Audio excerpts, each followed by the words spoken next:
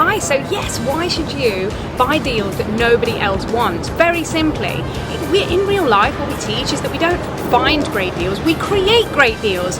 So that is what you've got to look for. You've got to be unique in what you're offering for, know what your outcome is, know what your strategy is going to be on the property. Always start with the end in mind.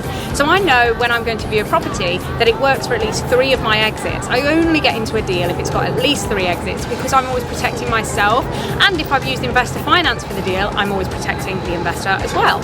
So creating great deals is absolutely amazing. We've had lots of different properties that we've gone to see, and that lots and lots of other investors and lots of other people have been to see as well, and said, no way, it's going to cost too much money, just won't work, it's too small, or whatever. But because I've got a creative mind and I'm using the power around me, like my architects, planning agents, making sure that I've searched for the demand. If the demand is there and the due diligence works, this is a great property potentially for a hold strategy or a sell strategy, depending on your outcome. So always think creatively with properties. You're not going to walk into a property and go, boom, it's finished, that's done. That's not an investment. If you want an investment, a good investment, it's going to make you money. You want to force the appreciation. You want to add value to the property and to people that are going to either rent the property or buy the property. So that is why you always have to start with the end in mind. It's about valuations at the end. Like, how is this working for you on your valuations?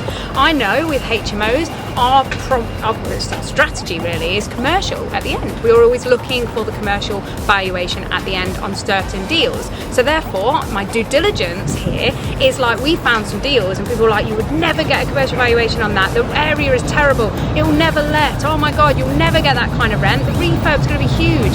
Listen, if you think creatively, you have a great team around you. You can absolutely make any deal work. Just go out there, take action, find excellent deals, follow the steps to make sure that you are protecting yourself, knowing your strategy, knowing your outcome. 3 exits. Always remember that. See you very soon.